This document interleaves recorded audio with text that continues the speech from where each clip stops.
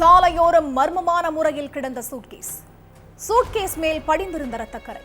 சூட்கேஸுக்குள் அடைத்து வைக்கப்பட்டிருந்த இளம்பெண்ணின் சடலத்தை பார்த்து கதி கலங்கி போன மக்கள்.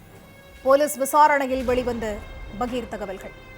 இளம்பெண்ணை கொன்று சூட்கேஸில் அடைத்தது யார்? நடந்தது என்ன?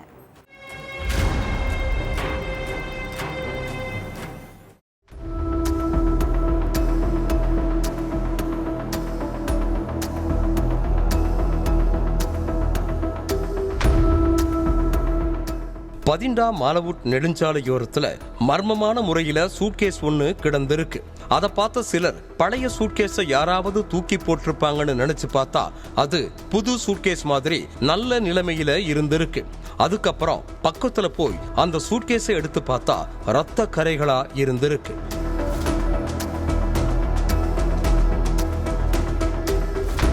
அதை பார்த்ததும் அங்க இருந்தவங்க அரண்டு போய் நின்று இருக்காங்க.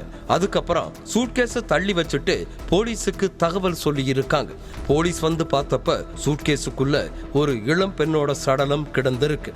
அடுத்து சடலத்தை கைப்பற்றி போஸ்ட்மார்ட்டத்துக்கு அனுப்பி வச்ச போலீஸ் இறந்த இளம்பெண் யாரு, அவங்களை யாரு கொன்னு சூட்கேஸுக்குள்ள அடைச்சு வச்சிருக்காங்கிற கேள்விகளுக்கு விடை தேடி விசாரணையில இறங்குனாங்க. முதற்கட்டமா சுத்தி முத்தியுள்ள போலீஸ் ஸ்டேஷன்கள்ல மிஸ்ஸிங் கம்ப்ளைண்ட் ஏதாவது வந்திருக்கான்னு விசாரிச்சிருக்காங்க. ஆனா அதுல எந்த குழுவும் கிடைக்கல. அதுக்கு பிறகு அந்த பகுதியில இருந்த சிசிடிவி கேமராக்களை ஒண்ணு விடாம செக் பண்ணாங்க. அதுல 11ஆம் தேதி நைட்டு 12 மணி அளவுல அங்க ஒரு கார் மட்டும் அடிக்கடி வந்து போனது பதிவாகி இருந்துச்சு. அதனால சந்தேகம் அடைஞ்ச போலீஸ் அந்த காரோட நம்பரை வச்சு பிரின்ஸ் குமார் அப்படிங்கிறவரை பிடிச்சு விசாரிக்க வேண்டிய விதத்துல விசாரிச்சாங்க. அதுலதான் அந்த இளம்பெண் யாரு, அவங்களுக்கு என்ன நடந்துச்சு அப்படிங்கிற விஷயம் தெரிய வந்துச்சு.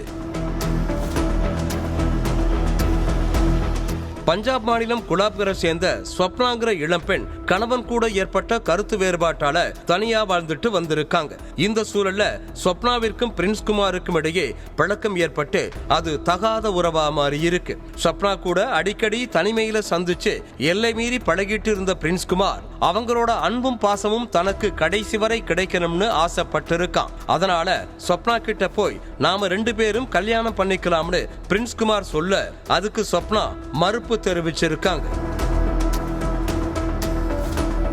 நான் ஏற்கனவே கல்யாணமானவ, உன்னை கல்யாணம் எல்லாம் பண்ணிக்க முடியாதுன்னு திட்டவட்டமா சொல்லி இருக்காங்க ஸ்வப்னா. ராணி மாதிரி வச்சு பார்த்துப்பேன்னு சொல்றேன், என்ன நம்பி வரமாட்டேங்கிறாளேன்னு ஸ்வப்னா மேல கோபப்பட்டு சண்டை போட்டு இருக்கான் பிரின்ஸ்குமார். இந்த கோபம் தான் ஸ்வப்னாவை கொல்லணுங்கிற வெறிய அவனுக்குள்ள ஏற்படுத்தி இருக்கு. என் கூட வாழாதவ வேற யார் கூடவும் வாழவே கூடாதுன்னு முடிவு பண்ண பிரின்ஸ் ஸ்வப்னாவுக்கு போன் பண்ணி தன்னோட வீட்டுக்கு வர வச்சிருக்கான்.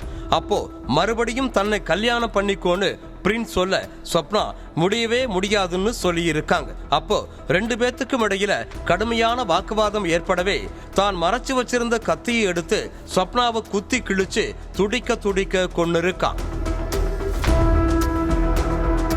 2 நாள் சடலத்தோடவே இருந்த பிரின்ஸ் கடந்த 11ஆம் தேதி நைட்டு ஒரு புது சூட்கேஸை வாங்கிட்டு வந்து அதுல ஸ்வப்னாவோட சடலத்தை திணிச்சிருக்கான். அதுக்கு பிறகு இரவு 12 மணி அளவுல அந்த சூட்கேஸை கார்ல கொண்டு போய் பதிண்டா மாலவுட் நெடுஞ்சாலையோரத்துல வீசிட்டு அங்க இருந்து எஸ்கேப் ஆகி இருக்கான். ஒரு கொலையை பண்ணிட்டு எந்த ஒரு குற்ற உணர்ச்சியும் இல்லாம பிரின்ஸ் தன்னோட வேலையை பார்த்துட்டு இருந்த நேரத்துல தான் சிசிடிவி காட்சியை வச்சு அவனை மடக்கி பிடிச்சு விசாரணை நடத்தினாங்க.